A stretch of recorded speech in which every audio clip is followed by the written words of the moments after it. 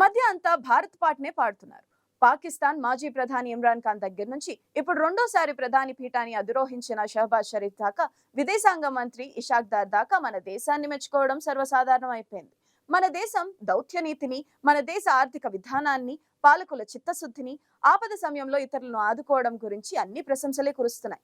G20 summit కార్యక్రమాన్ని మన దేశం విజయవంతంగా నిర్వహించిన దగ్గర నుంచి అన్ని దేశాల వారు మన దేశాన్ని, మన దేశ ప్రధానిని, విదేశాంగ శాఖ మంత్రి జయశంకర్ ను ఆకాశానికి ఎత్తుతున్నారంటే అతిశయోక్తి కాదు. చివరకు అది ఎంతవరకు వచ్చిందంటే, రాబోయే రోజుల్లో భారతదేశమే ప్రపంచానికి నాయకత్వం వహించవచ్చు అని రష్యా కూడా మెచ్చుకునేంత వరకు అని చెప్పుకోవచ్చు. కానీ ఇలా అంతా ఈ మెచ్చుకోలు యుగళ గీతం ఎందుకు పాడుతున్నారు, ఏ కారణంతో ఇలా మాట్లాడుతున్నారు అన్న విషయాన్ని లోతుగా పరిశీలించి చూస్తే అందుకు కారణం ఉంది. అందుకు మన పాలకుల పనిలో నిజాయితీ ఉంది. అందుకే ఈ రకంగా మెచ్చుకుంటున్నారు. అదేంటో వరుసగా చూద్దాం.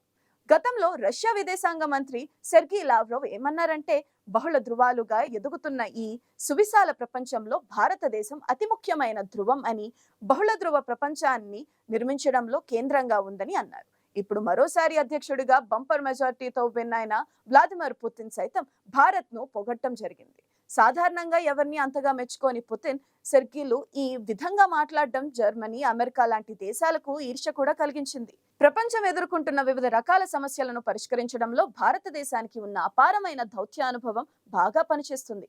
ఆర్థికాభివృద్ధి పరంగా అగ్రగామి దేశాల్లో ఇప్పుడు భారతదేశం కూడా ఒకటి. అంతకుముందు యుక్రెయిన్ రష్యా యుద్ధంపై భారత వైఖరిని కూడా రష్యా, ఉక్రెయిన్లు మెచ్చుకోవడం జరిగింది. నిజానికి పశ్చిమ దేశాలు ప్రపంచ ఆధిపత్యాన్ని వదులుకోవడానికి ఇష్టపడవు. బహుళ ధృవ వ్యవస్థ వాస్తవికతను అంగీకరించడానికి సిద్ధంగా ఉండవు. అలాగే మన దేశం లాంటి దేశాలతో పాటు కొత్త శక్తులుగా ఎదుగుతున్న దేశాల ఆధిపత్యాన్ని అంగీకరించడానికి అమెరికా నేతృత్వంలోని పశ్చిమ దేశాలు సిద్ధంగా లేవన్నది ఇప్పటికే స్పష్టమైంది. అందుకే పాశ్చాత్య దేశాలు తమ స్థానాన్ని కొనసాగించేందుకు మరింత బలంగా పోరాడుతున్నాయి. 5 దశాబ్దాలుగా కొనసాగుతున్న ఈ అలవాటును వదులుకోవడానికి నిజంగా అవి సిద్ధంగా లేవు. ఐక్యరాజ్య సమితి భద్రతా మండలిలో శాశ్వత సభ్యత్వం పొందేందుకు జర్మనీ, జపాన్లతో పాటు భారత్, బ్రెజిల్ దేశాలు కూడా పోటీ పడుతున్నాయి. బహుళ ధృవ వ్యవస్థకు ఇదే సంకేతం. భారత్, బ్రెజిల్లకు సభ్యత్వం ఇవ్వడం వల్ల అదనపు విలువ ఉంటుంది. అమెరికా మన వైపు నిలబడి ఎంత పోరాడినా భారతదేశానికి సభ్యత్వం ఇవ్వకపోవడం వెనుక ఈ శక్తులు ప్రమేయం తప్పక ఉండి తీరుతుంది. అంతెందుకు, మొన్న ఢిల్లీ ముఖ్యమంత్రి లిక్కర్ స్కామ్ లో ఇరుక్కుని జైలుకెళ్లడం ఈ దేశాలకు మింగులు పడడం లేదు. జర్మనీ, అమెరికా, చివరకు యునైటెడ్ నేషన్స్ సైతం ఆయన అరెస్టు విషయంలో సన్నాయి నొక్కులు నొక్కుతుండడం విచిత్రంగా అనిపించింది. మన అంతర్గత విషయాల్లో వారి జోక్యం ఏమిటో, వాటి స్థానం ఏమిటో మన విదేశాంగ మంత్రి జయశంకర్ బాగానే గడ్డిపెట్టారు. అయినా బుద్ధి రావడం లేదు. అయినా వాటిని భారతదేశం ఏమాత్రం పట్టించుకోవడం లేదు. రష్యా తన విదేశాంగ విధానాన్ని మార్చుకుని భారత్, చైనాలతో స్నేహాన్ని బలోపేతం చేసుకునేందుకు నిరంతరం ప్రయత్నిస్తుంది. బహుళ ధృవ ప్రపంచ క్రమంలో పశ్చిమ దేశాలను అనుసరించకుండా స్వతంత్ర మార్గంలో నడవాలనుకునే దేశాలకు రష్యా, చైనా, భారత్ కూటమి కొంత రక్షణను అందించగలగదని అంటున్నారు నిపుణులు. గతంలో లావ్రోవ్ ప్రెమికోవ్ సిద్ధాంతాన్ని బలపరిచారు. ఆయన ఆలోచన బ్రిక్స్ గా రూపాంతరం చెందింది. RIC ఇప్పటికే నడుస్తుందన్న సంగతి చాలా కొద్ది మందికి తెలుసునని, ఈ పొత్తు ఆధారంగానే 3 దేశాల విదేశాంగ మంత్రులు తరచూ సమావేశమవుతున్నారని లావ్రోవ్ అన్నారు. అయితే ఐక్యరాజ్య సమితి భద్రతా మండలిలో జర్మనీ, జపాన్లకు బదులుగా భారత్, బ్రెజిల్లను శాశ్వత సభ్యులుగా చేయాలని ఆయన ఎందుకు పట్టుబడుతున్నారు? భారతదేశం వేగంగా అభివృద్ధి చెందుతుందని, భవిష్యత్తులో అది ప్రపంచంలోనే అగ్రశ్రేణి ఆర్థిక వ్యవస్థగా ఎదగగలదని ఎందుకు చెప్తున్నారు? నిజానికి భారత విదేశాంగ విధానాన్ని రష్యా ప్రశంసించడం ఇది మొదటిసారి కాదు. 1955, 56, 1977 ఒప్పందాల నుంచి సోవియట్ యూనియన్ భారతదేశాన్ని చాలా ముఖ్యమైన దేశాల జాబితాలో చేర్చింది. అలీనా విధానం ఏర్పడినప్పుడు కూడా సోవియట్ యూనియన్ దాన్ని గుర్తించింది.